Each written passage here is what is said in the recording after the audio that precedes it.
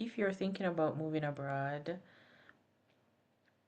if you've been thinking about living abroad, moving abroad, and you're worried about your passport and what kind of access you might have, it matters a lot less than you think, and here's why. People see me living abroad, and I've been living abroad for over 15 years in multiple countries, and they tend to think, oh, especially now I'm living in France, they tend to think, oh, Diedre must have a EU passport, or Diedre is American. Things like this, right? And no, I'm Jamaican. I am Jamaican with a Jamaican passport, and I've been living abroad for over 15 years in different countries, in four different countries. Four? Yes, four different countries on different continents, right? And right now I'm based in France, and I just want to let you know that here's why your passport, or if you have a weak passport, it doesn't matter. It matters a lot less than you think. And there are a couple things that I want to break down in this conversation because I have had many clients, friends, acquaintances, so many conversations, and even myself, I've had it as well that, like, this thought that my passport is a real block for me to move abroad. And you might think that your passport is a block. Now, passport privilege and passport inequality and geopolitics and all of these things are like super duper, it's very real, right? So I'm not trying to like say, let's ignore this or let's ignore the realities of the world that we live in. But many times, most of the time, the integral key part about passport inequality or passport privilege, etc., centers around traveling and moving as a tourist, right? But living abroad, moving abroad, and immigration, fundamentally different systems and services, like in immigration systems that are set up within the same countries. So me, a Jamaican, I we can actually go to not we can actually fly visa free to a couple of countries. I think there are about 80 countries or so that we can fly visa free. However, for example, I'm living in France now. Me as a Jamaican, I cannot visit France or the Schengen area, Schengen zone, without a visa. And I have to go through a lot of hoops, a lot of interviews and processes and documentation to this. I actually write about it in my book, The Map Back to You, that was just released. You can, if you've read it, you know it's there. There's a whole chapter about it. But anyways, as a Jamaican traveling on a Jamaican passport, going to France, for example, as a tourist is very restrictive. Like I cannot, with many of my other friends that I've experienced, just pick up and say, "Oh, I'm going to X country for a visit, etc." Many times I'm blocked, and I have to sometimes remind them that, hey, Jamaican here, I need a visa. That's one part, and that is where passport privilege and passport inequality and weaker passports versus stronger passports and things like this is very, very, very visible. And it's very, very, very real and very, very restrictive and should be bad. It should not be a thing. But it dramatically reduces in the conversation when you're moving abroad. Having your passport, what your passport is, really the type of passport that you have, really it dramatically reduces the impact of you moving abroad. And what I mean is that it kind of levels the playing field. When we're talking about living abroad, moving abroad, the playing field levels for all passport types in so many like big ways, right?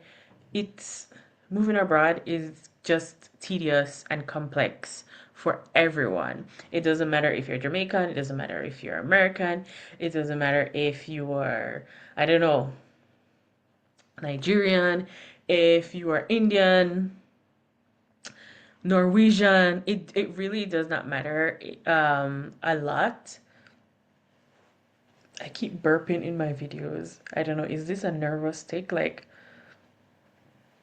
excuse me, is is burping going to be like the thing that I do when I get nervous? I'm sorry. But like I was saying, it really does not matter. It does not matter mm, when you're moving abroad. Everybody becomes an immigrant. Never mind these people who call themselves expats, which is a very particular, specific legal contract to be an expat. We're not going to get into that. But or if you want to lump them together, whether you're an expat or an immigrant, etc., the playing field levels quite a bit, and everybody has to go through the same type of documentations, very similar documentations. And so this is a big shift that many people do not realize or play into or use as part of their strategy. And I get it. I used to do it too, where I got caught up in the thinking that, oh, I have a weak passport. Also, the kind of like trauma of going to visa interviews and the stress of like, am I going to be rejected or not or what? Just to visit a place for 4 days, I have to show 3 to 6 months of my banking situation just to visit a place where I'm probably not going to even spend a quarter, 1/8 of whatever is in my savings or whatever I've earned, right? Um, there is that trauma and it's real, and I brought that into long ago. I brought that into my move abroad process. But I had to realize, and I also learned what I learned going through the process, etc. And also, going through the process when I showed up at the prefecture in France to request a residence permit or things like this. It's the same American. There is an American beside me in the same line who is beside a Pakistani, who is beside me, the Jamaican, who is beside people from the Comoros Islands, who is from, beside people in Australia. We're all in the same line, all being asked the same questions, all going through the same process. And that for me kind of like, yeah, in fact, everybody it really does moving abroad really does level the playing field when it comes to weak passports or strong passports.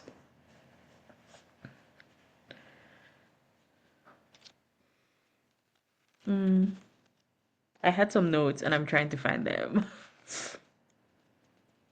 Ah, I wanted to also,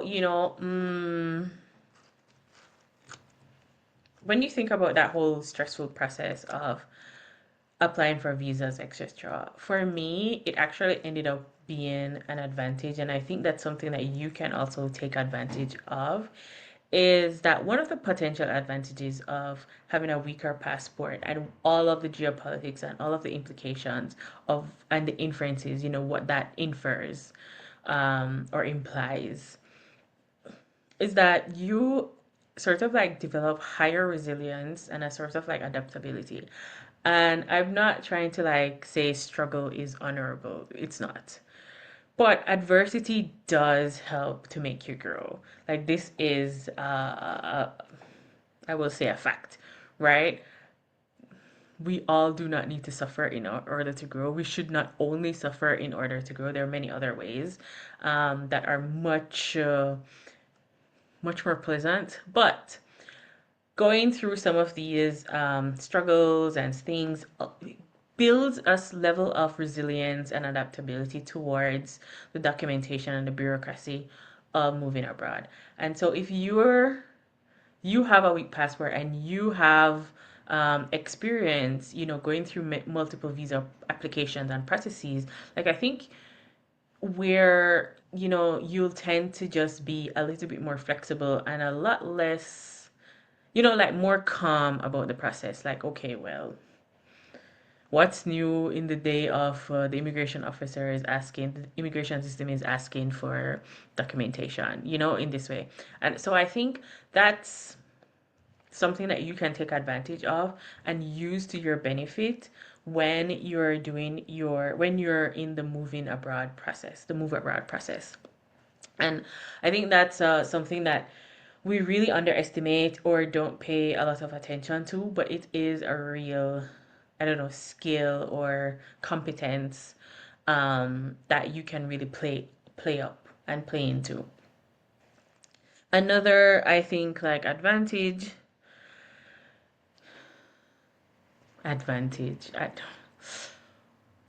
This is the word I'm using right now. I don't have a great one so far, so I'm just going to say advantage.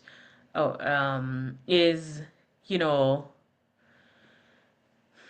many countries with weak passports tend to be from what's called, the global south or whatever. And you might have like what I like to call lower salary thresholds.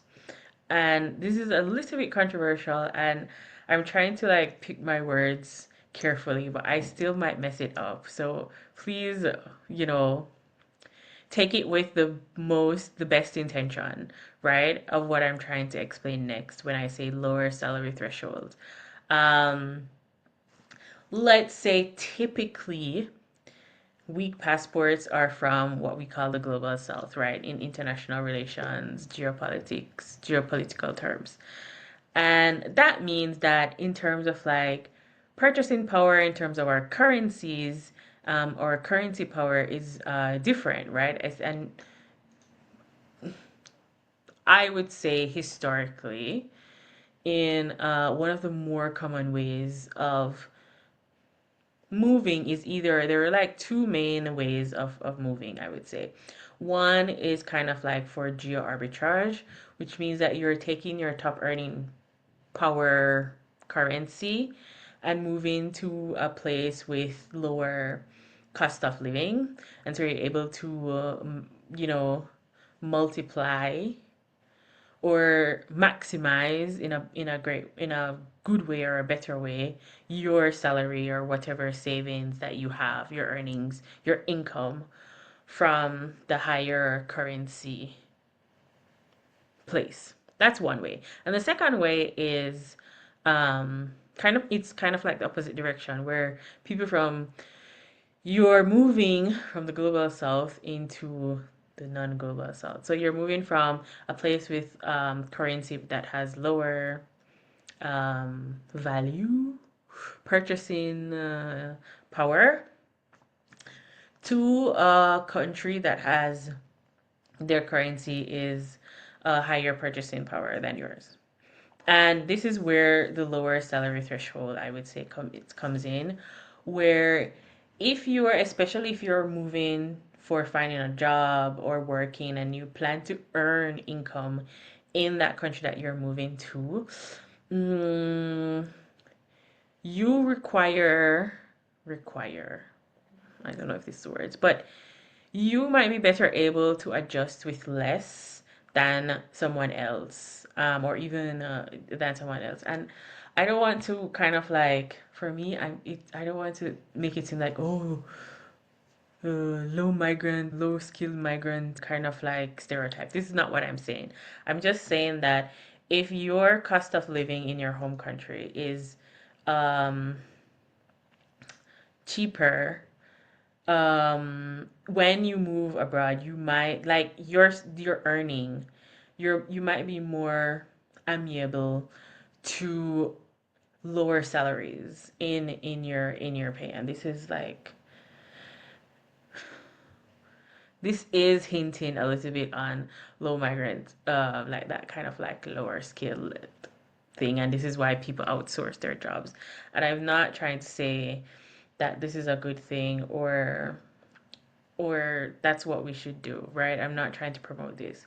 but I think it is a reality. And it was even for me personally, for example, where um, because my salary also like tripled or sometimes quadrupled depending on where I was working and where I was moving from and moving to, then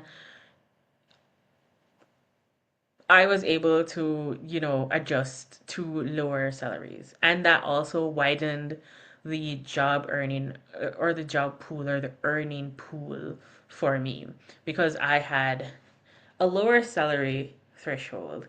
So it started lower of what, like, okay, this is functional and available and okay for me. And then it went to the highest, right? So I started lower. So I had a bigger, let's say, range of earning potential range that was attractive to me. And so I was also able to get jobs and earn jobs and earn in areas that might be like more challenging for others. Like for example, a Norwegian moving to France. They just or a Swiss moving to France. They just have higher salaries, higher cost of living. If they need to still do things economically, like send back money, or they have other businesses, or they have personal matters that they still need to take care of in their home country, then the salary would be um, less attractive. Or I think a better example is like US tech salaries versus French tech salaries. France's tech salaries are much, much, much lower, right? And so the amount of money that you can earn in the US is at least like double, I would say. 1.5 double what you would earn in France. If not like triple. And so it's a lot harder, even though they're skilled, a lot harder sometimes for a US tech person to leave their salary, like those high salaries, and come to France. I mean, of course, there are like other things that you need to think about. Like France, I think, has a better standard of living.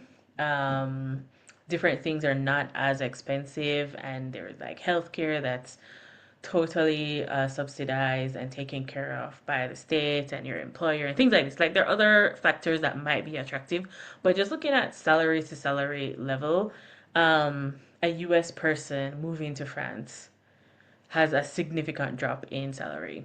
And so their threshold will be higher, like what they will find attractive would be probably the higher band of salary range for the tech jobs that they're looking for example. So this is like what I'm trying to say.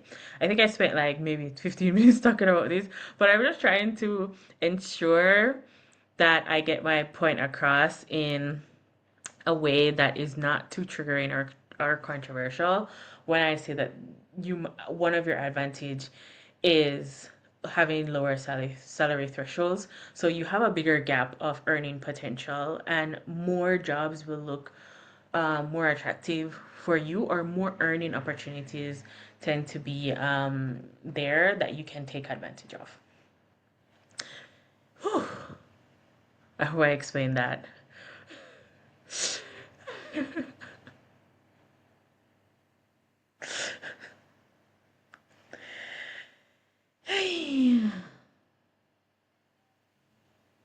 I'm taking a break.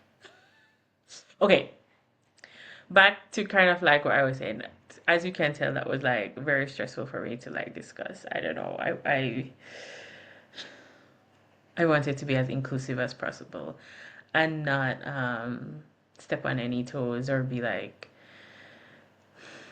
anyways, it's in the video and it's there.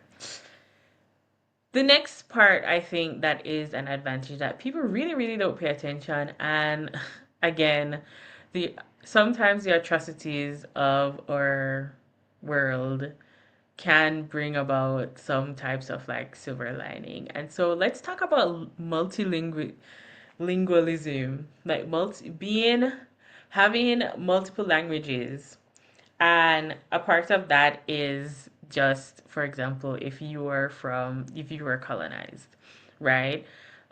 It makes it a lot more if you were colonized and you're from a country that has multilingualism and like multi languages a part of the everyday, then you are at an advantage because you then can move to a country that speaks any one of those number of languages that you speak, right? Mm, Brazilians moving to Portugal, things like this. Sometimes Brazilians moving to Latin American countries, even though it's two different languages, it makes it a little bit easier to navigate. Mm, yeah. Arabic speaking speakers, even though Arabic in so many countries are like their own type of like languages. For example, Egyptian Arabic is very, very different from I don't know, the Arabic that's spoken in Dubai. It is Arabic. Yes, I believe that they speak Arabic. Um, that makes like a difference, right? And even if you're not from one of these countries that are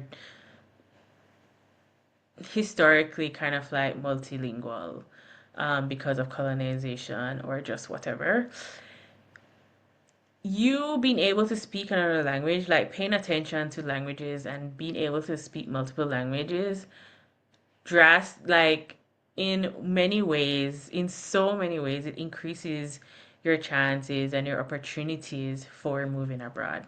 And I think we don't pay enough attention to the language skills that we have. And it's not to say that you have to be fluent. Like you don't even have to be fluent in the other language. Like it's not about fluency, right? So even take for example France. They have now introduced language requirements for some visas. Well, not visas. I would say like residencies, multi-year residencies or visas. But multi-year residencies now have like a language sort of like element to it, and it's like A2. Like you just need A2. A2 level in French is just like being able to generally figure things out. So you're able to kind of like request things and have very short conversations. You have ease like introducing yourself and asking for things and stuff like this. But it's relatively basic. It's just like one level above super basic introductory foundational language, right? Yes, the basic would be like knowing your ABCs and knowing how to count and like general having like vocabulary. But like A2 is now like being able to organize that into short sentences and being able to like function and say and express yourself in a very basic way, but you're still able to have like minimal conversations. That's all that's needed. So if you have, the point I'm making is if you have language, if you have language skills just at the A2 level, for many countries, that's enough for you to start your move abroad process. And that A2 level of language is enough for you to, it's enough for you, that A2 level language is enough for you to you, use it as a benefit and gain advantages from it and opportunities from it in your move abroad process. Burping again. I'm getting nervous again. Talking to camera is about this topic is a little bit stressful. I don't know. I think perhaps because it's like really core and dear to my heart, and it's something that I had to like work through in so many ways and to understand for myself that getting out of that like mindset of, oh, I have a weaker passport, so there is a block, or I will be blocked. Getting over that and really understanding that the playing field is so much more, it's much more level for everyone when you're moving abroad. I think working through so many elements of that is something that I had to go through, and it's just dear to my heart. And so I'm trying to express with as much sincerity and clarity about this topic, because it's really something that you, if you have a weak passport just like me, that it's something that we should overcome. You should work on overcoming and going through that sort of mindset shift that's needed, because really it is so much less of an obstacle that you think than you think.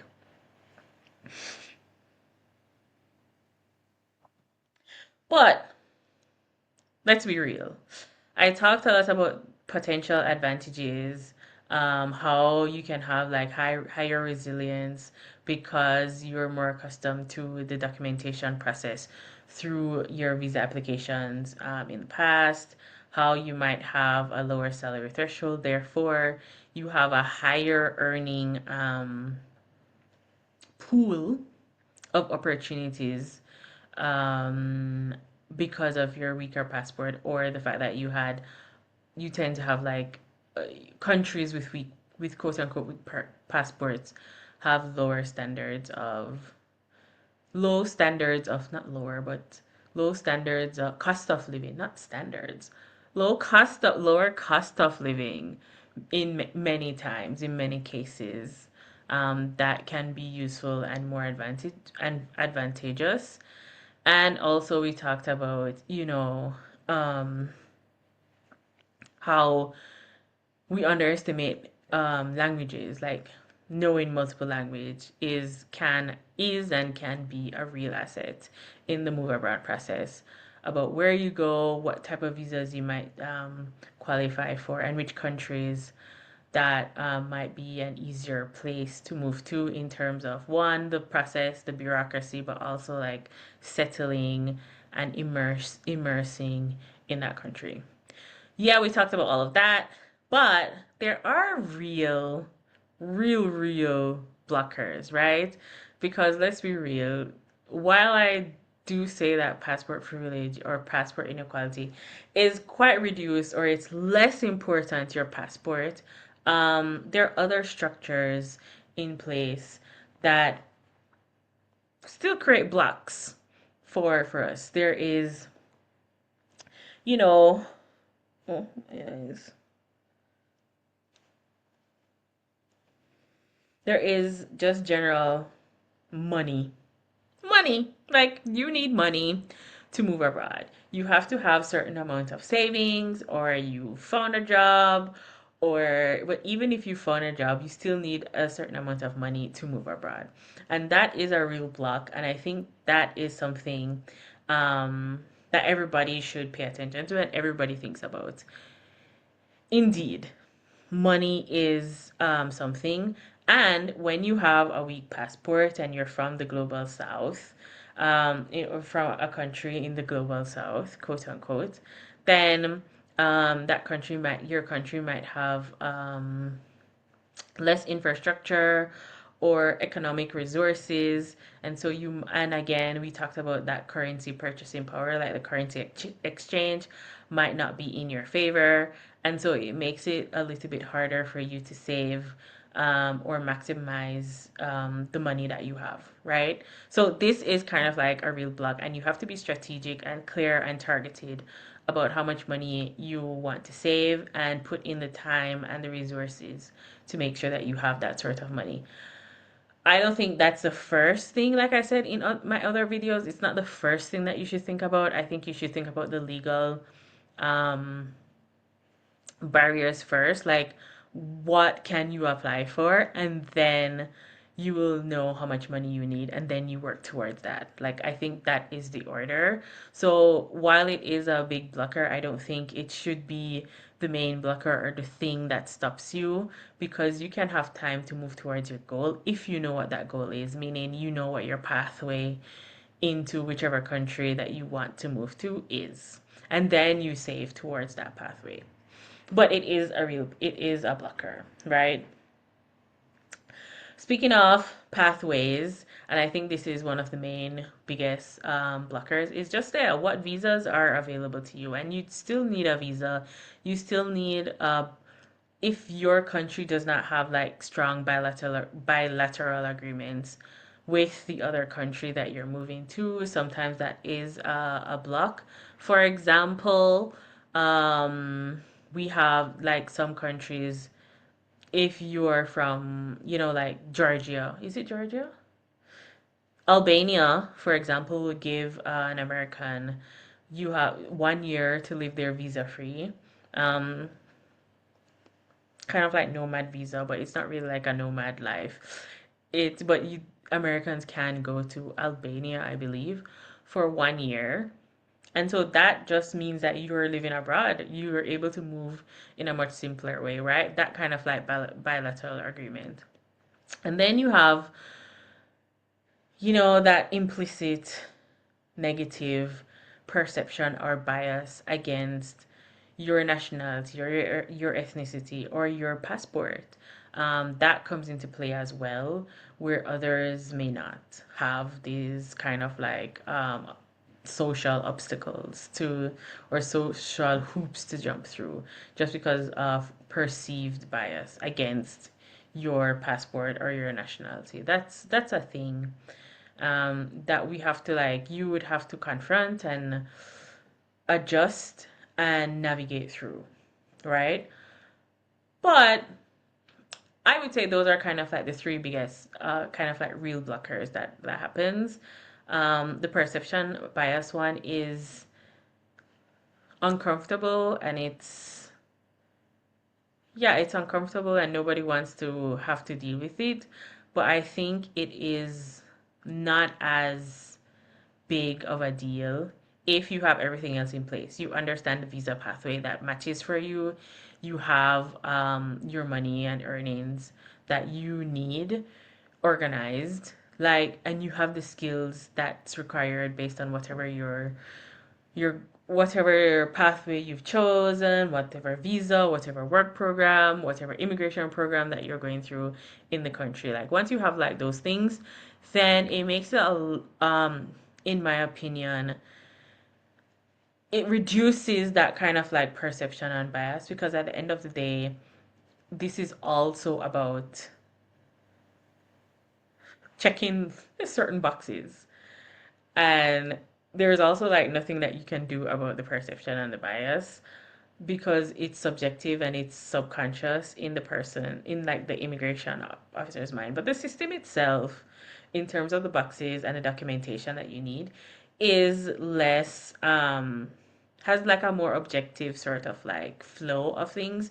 And so once you have the skills, money, and visa organized, then it really reduces the impact that a negative perceived bias upon your nationality will have in the process. What can you do if you're moving abroad and you have a weak passport? What is considered a weak passport? I think a couple of things that you can do is look for countries that have more flexibilities in their immigration process in terms of like digital nomad visas, even just in general their immigration ways. So places like Eastern Europe, for example, might be have a simpler process or more flexible. For example, Georgia tends to have a simpler process. Like I said, Albania has a relatively simpler process as well. If you're Jamaican, for example, look at places in Latin America. I lived in Colombia, and their immigration process was it was not difficult at all, and it is relatively affordable. It's one of the cheaper immigration, like moving abroad process in terms of digital nomad visas or residence cards and things like this. Like this is thing, Mexico, like look at Latin American countries. That is one similar in purchasing power for economy, so you can save.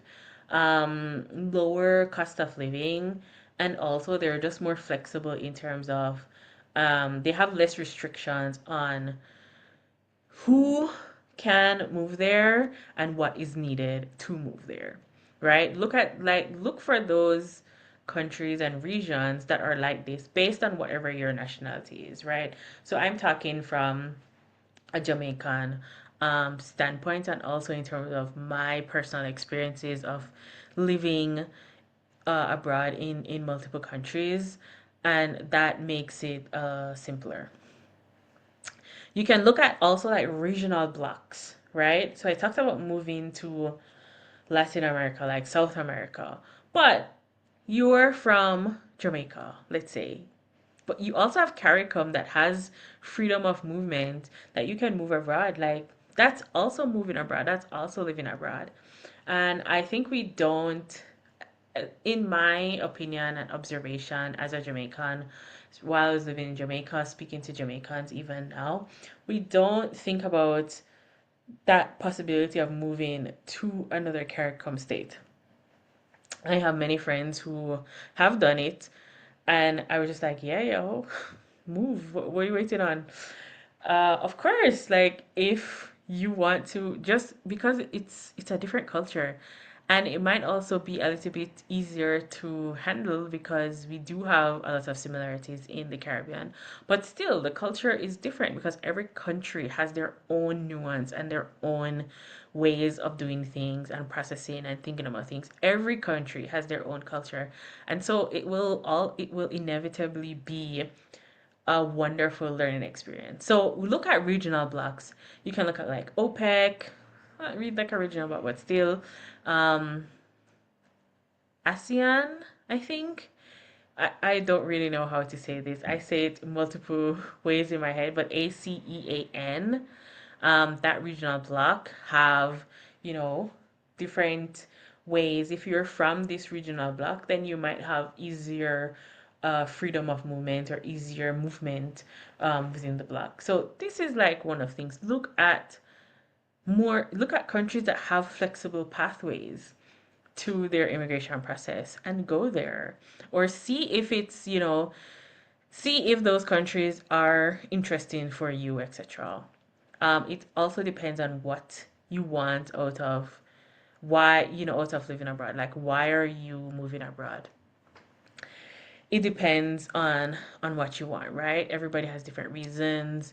If it is to start over and to have a slower pace or a different way of living, etc., then so many of these countries with flexible um, immigration policies are attractive, and they are interesting, and they are worth exploring, right? So you don't have to go to all of the same old places, even though I'm living in France. But yeah, you can also come to France. I think France is relatively flexible for, in many ways, about their immigration process. And yes, French bureaucracy is whew, super tedious, and it can be a bit of a headache. I still think that it's still a relatively straightforward way to do it, and I've been in the system for quite a while. I also work in French HR, and so I'm able to navigate it here, and so I'm in a good position to help you to navigate moving to France, right? Yeah. So having said, that's one thing that you can do when you're moving abroad is like, yeah, think about countries with flexible immigration policies, right? And I think the next thing is look at the professional shortages in countries that you want to go to.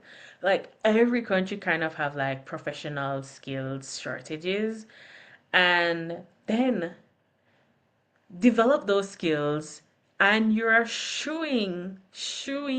oh God, you're a shoe in to move into that country, right? if you're interested, be a nurse. I don't know. Um, Electrician, plumbing. I don't know. These are just like things that are on top of my head. Teachers. Mm, I don't know. There are tons of professional shortages that are different in different countries. They have tech shortages for certain tech skills in many countries as well. Just think about those things and look at the list. Like there is always a list. Like you can just search professional shortages, France, professional shortages, Colombia, whatever, and you will have the list of places. You will have the list of the professional skills and that their shortage of. And so these countries, once you're able to show that you have these skills and competencies, then it's kind of like a given that you're going to be you'll start at the front of the line essentially, right? So that's like one thing, and people tend to underestimate a lot of these things. And you can also expand and pivot and do many things afterwards while you're there. So even if you develop those skills, and maybe you really like the skill after you've developed it, right? And so this is just who you are. You've pivoted your career into and your profession into one of these skills. That's a good thing as well. But then you can also pivot afterwards as well once you're there, having garnered enough experience and knowledge about the place that you're living in and country and stuff like this. Then yeah, burping again. Oh my god. Then yeah, you can shift. You can pivot. You did it once, you can do it twice, thrice, all the time. Yeah.